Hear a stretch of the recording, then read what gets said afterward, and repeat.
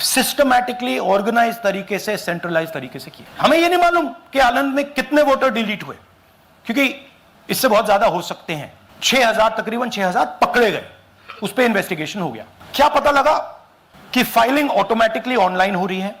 Mobile numbers Karnataka के नहीं use हो रहे, मोबाइल नंबर्स दूसरी स्टेट्स के यूज हो रहे हैं। इनफैक्ट कर्नाटक के नंबर थे ही नहीं उसमें। मतलब आप दिल्ली में बैठे डिलीट कर रहे हो, आपका नंबर तमिलनाडु का है। आप गुड़गांव में डिलीट कर रहे हो, आपका नंबर झारखंड का है। और जब हम चेक कर रहे हैं कि भैया आपका नंबर है, तो आपका नंबर है ही नहीं, किसी और का नंबर है। और टारगेट करके कांग्रेस वोटर्स को डिलीट किया गया। ये गोदाबाई जी हैं, इनके नाम पर 12 वोटर्स डिलीट किए गए। इनको मालूम ही नहीं, इनको पता ही नहीं कि इन्होंने 12 वोटर्स डिलीट किए। दिखाइए जरा, ಇಲೆಕ್ಷನ್ ಟೈಮ್ ಈಗ ये इनका वीडियो है। ನಾ ಅರ್ಜಿ ಹಾಕಿಲ್ಲ, ನನಗ ಅದಕ್ಕೆ ಸಂಬಂಧ ಇಲ್ಲ, ಅದು ಯಾರು ಹೊಟ್ಟಿ ಕಿಚ್ಚಿ ಯಾರು ಏನ ಹಾಕ್ಯಾರ ಅನ್ನೋದು ನನಗೆ ಗೊತ್ತಾಗಿಲ್ಲ। तो इनको आइडिया नहीं है कि इन्होंने वोटर्स डिलीट कर दिए। ये सारे के सारे जो नंबर्स हैं, ये कर्नाटक के नंबर्स नहीं है, ये अलग अलग स्टेट्स के नंबर्स हैं। और इन नंबर्स को आप फोन करके देखिए, रिप्लाई नहीं आता है। तो सवाल यह है कि किसके नंबर्स हैं, ये किसने ऑपरेट किए, जब इन्होंने ऑपरेट किए ये कहां थे, आईपी एड्रेस क्या था, ओटीपी कैसे जनरेट हुआ, कहां गया, यह सवाल है। यह दूसरा उदाहरण, सूर्यकांत जी जो अभी स्टेज पे आए थे, इन्होंने 12 वोटर्स को 14 मिनट में डिलीट कर दिया।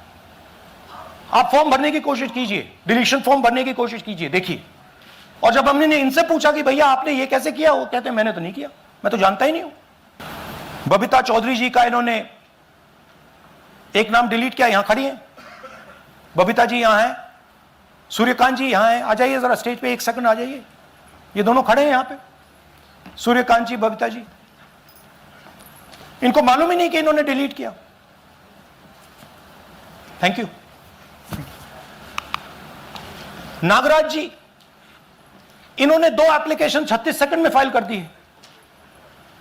और मजे की बात देखिए, ये 4 बजे सुबह उठ के फाइल कर रहे हैं। पता नहीं क्या हुआ, 4 बजे सुबह कहा कि भैया मैं 2 वोटर को डिलीट करूंगा, और कितने 36 सेकंड में डिलीट कर दिए, फिर सो गए।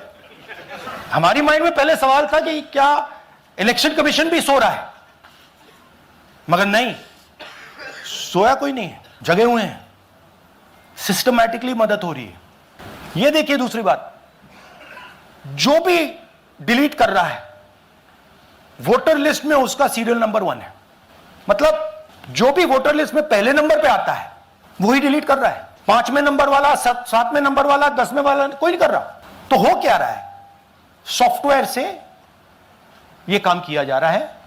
सॉफ्टवेयर प्रोग्राम कह रहा है पहला नाम निकालो और इसका प्रयोग करके डिलीट करो। टारगेटेड डिलीशंस हो रही हैं।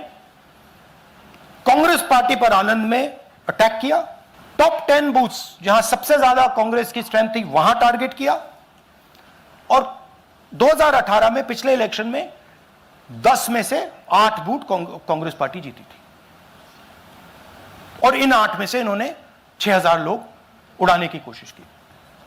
यह कोइंसिडेंस नहीं था, यह प्लान था, और यह सेंट्रलाइज तरीके से किया जा रहा है। अब मैंने बहुत बड़ी बात बोली, चीफ इलेक्शन कमीशन के बारे में मैंने बोला कि यह व्यक्ति वोट चोरों की रक्षा कर रहा है। जो भी मैं यहां बोल रहा हूं 100% प्रूफ के साथ, सबूत के साथ बोल रहा हूं।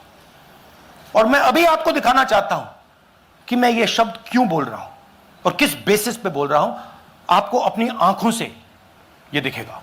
कर्नाटका सीआईडी ने केस चालू किया कि वोटर कौन है, ये फोन किसके हैं, ये आईपी एड्रेस क्या है, ओटीपी कहां गया, इन चीजों के बारे में इन्वेस्टिगेशन शुरू होती है। कर्नाटक सीआईडी ने हिंदुस्तान के इलेक्शन कमीशन को 18 चिट्ठियां लिखी हैं। हमें आप ये इंफॉर्मेशन दीजिए, बिल्कुल क्लियर है, डेस्टिनेशन आईपी दीजिए, डिवाइस डेस्टिनेशन पोर्ट दीजिए, ओटीपी ट्रेल्स दीजिए, फोन नंबर्स दीजिए, फोन नंबर्स के मालिकों के नाम दीजिए। क्लियरली पूछा है, नो आंसर। 18 चिट्ठी CID Karnataka, no answer from chief election commissioner, no answer from election commissioner. Timeline देखिए, फरवरी 23 में इन्वेस्टिगेशन शुरू होती है। मार्च 23 में कर्नाटक का सीआईडी चिट्ठी लिखती है ईसीआई को कि हमें सारे डिटेल्स दे दीजिए। अगस्त में इनकंप्लीट डिटेल्स दी जाती हैं, जिससे कोई इन्वेस्टिगेशन आगे नहीं बढ़ेगा। जिन चीजों की जरूरत थी वो नहीं दी, जिसकी जरूरत नहीं थी वो सारी दे दी। पहला सबूत। दूसरा सबूत, 18 बार रिमाइंडर लेटर गए हैं। आपको अगर सीआईडी एक बार लेटर भेज दे और आप नहीं गए, आप जानते हो क्या होगा। यहां पे इलेक्शन कमीशन को 18 बार लेटर गए हैं, कुछ नहीं हुआ है। बाद में क्या होता है, कर्नाटक ईसी, तो हमारी डिमांड है, ज्ञानेश कुमार जी, आप अपना काम कीजिए। आपने ओथ लिया है, आप हिंदुस्तान के चीफ इलेक्शन कमिश्नर हैं। आपसे कर्नाटक की सीआईडी सबूत मांग रही है। आप कर्नाटक की सीआईडी को यह सबूत 1 सप्ताह के अंदर दे दीजिए, नहीं तो पूरा हिंदुस्तान के सारे युवा इस बात को एक्सेप्ट करेंगे कि आप हिंदुस्तान के कॉन्स्टिट्यूशन, हिंदुस्तान के संविधान की हत्या में शामिल हो, हिंदुस्तान के संविधान की रक्षा नहीं कर रहे हो और वोट चोरों की आप मदद कर रहे हो। Thank you. और थोड़ी देर में हम आपको हाइड्रोजन बॉम्ब दिखाने जा रहे हैं। नहीं, आज नहीं, थोड़ी देर में उसकी प्रिपरेशन चल रही है। क्योंकि हम देखिए, मैंने टीम से कहा है कि अगर मैं स्टेज पे जा रहा हूं, ब्लैक एंड व्हाइट प्रूफ नहीं होगा, मैं नहीं जाऊंगा। अगर ब्लैक एंड व्हाइट प्रूफ होगा, जो कोई मतलब उसको निगेट नहीं कर सकता, मैं जाऊंगा। मैं देश के कॉन्स्टिट्यूशन की रक्षा कर रहा हूं, संविधान की रक्षा कर रहा हूं, मैं लोकतंत्र की रक्षा कर रहा हूं और मैं सच्चाई आपके सामने रख रहा हूं। बहुत बहुत धन्यवाद, नमस्कार, जय हिंद। सर 3 सवाल। पीटीआई से संजीव चोपड़ा। या राहुल जी, दिस साइड। या राहुल जी इधर, हाँ, कहाँ है? To your right. हाँ, हेलो। राहुल जी, आज आपने नया खुलासा किया है कि कैसे वोट चोरी हो रही है। आपने पहले भी महादेवपुरा के बारे में बताया कि कैसे एडिशंस हो रही हैं, अब आपने बताया कैसे डिलीशंस हो रही हैं। लेकिन देखने में ये आ रहा है कि इलेक्शन कमीशन इस पे कोई एक्शन नहीं ले रहा और आगे चल के वो तैयारी कर रहे हैं पूरे देश में एसआईआर लाने की। तो आप इस मुहिम को आगे कहां तक ले जाएंगे और एसआईआर के बारे में क्या करने वाले हैं? देखिए, हम आपके सामने क्रिमिनलिटी रख रहे हैं। हमारा काम आपके सामने सच्चाई रखने का है और हम रख रहे हैं। हिंदुस्तान में दूसरे इंस्टीट्यूशंस भी हैं, सिर्फ इलेक्शन कमीशन नहीं है, लीगल सिस्टम है, उनको भी इन चीजों को देखना चाहिए। यहां पे हम चीफ इलेक्शन कमिश्नर के बारे में ब्लैक एंड व्हाइट कह रहे हैं। आपने कहा कि हमने एडिशन डिलीशन दिखाया। पहले प्रेजेंटेशन में मैंने एडिशन दिखाया था, अब हमने डिलीशन दिखाया है, मगर हमने एक और चीज जोड़ दी है। एडिशन और डिलीशन का सिस्टम, उसका स्ट्रक्चर, उसका तरीका, और हमने यह दिखाया है कि जो डिलीट कर रहा है, जो ऐड कर रहा है, महाराष्ट्र में, कर्नाटक में, यूपी में, वो एक ही आदमी है, एक ही फोर्स है। हमने आपको वो एड्रेसेस दिखाए। Same system is being used in Maharashtra, is being used in Karnataka, is being used in Uttar Pradesh, is being used in Haryana. Same people are doing it. ANI से Siddharth, ANI. Sir, this side sir. हाँ sir, on your left sir. हाँ, on your left, this side sir, on your left। Sir, मेरा आपसे सवाल ये है कि जब आप कह रहे हैं कि ज्ञानेश कुमार जो चीफ इलेक्शन कमिश्नर है, उन्हें पता है ये कौन कर रहा है, हाँ। और ये पॉलिटिकल फायदा जरूर किसी को हो रहा है। आप कह रहे हैं कांग्रेस के बूथ के ऊपर ही हाँ। सारे वोट्स डिलीट किए जा रहे हैं, तो वो कौन लोग आपके हिसाब से हैं जिनको ये फायदा पहुंच रहा है, पहला। और दूसरा ये कि वो आपने एक देखिए, हफ्ते का हाँ, समय दिया है, जब आपने एक हफ्ते का समय दिया है, तो क्या एक हफ्ते बाद आप इसको आगे कैसे इनिशिएट करेंगे? क्या आप लोग कोर्ट का रास्ता अपनाएंगे या और कोई हायर एजेंसी से इस बात की डिमांड करेंगे? क्योंकि ये ऑर्गेनाइज्ड तरीके से क्राइम दिखाई दे रहा है जो आप बता रहे हैं, अगर आपकी बात के ऊपर जाएं। देखिए, फ्रैंकली ये जो मैं यहां कर रहा हूं ये मेरा काम नहीं है। मेरा काम डेमोक्रेटिक सिस्टम में पार्टिसिपेट करने का है। मेरा काम डेमोक्रेटिक सिस्टम की रक्षा करने का नहीं है। वो काम हिंदुस्तान के इंस्टीट्यूशंस का है। वो काम वो नहीं कर रहे हैं, इसलिए मैं कर रहा हूं। अब मैं आपको यह कह सकता हूं कि हमने आपको 2 बार सबूत दिखाया है, और जब हम ये प्रेजेंटेशंस खत्म करेंगे, इसमें लगेंगे 2-3 महीने, जब हम ये खत्म करेंगे आपके माइंड में कोई डाउट नहीं होगा कि हिंदुस्तान में state after state, Lok Sabha after Lok Sabha चोरी हो रही है। तो मेरा काम सच्चाई दिखाने का है। मैं हिंदुस्तान की जनता को, हिंदुस्तान के युवाओं को सच्चाई दिखा सकता हूं। यह मेरा काम है। उनकी जो इंटरेस्ट है, क्योंकि ये जो कॉन्स्टिट्यूशन है ये हिंदुस्तान की जनता का रखवाला है, प्रोटेक्टर है, और मैं इसकी प्रोटेक्शन कर रहा हूं। इसकी प्रोटेक्शन करने का काम हिंदुस्तान के इंस्टीट्यूशंस का है, हिंदुस्तान के ऑपोजिशन लीडर का नहीं है। मगर इंस्टीट्यूशंस नहीं करने हैं।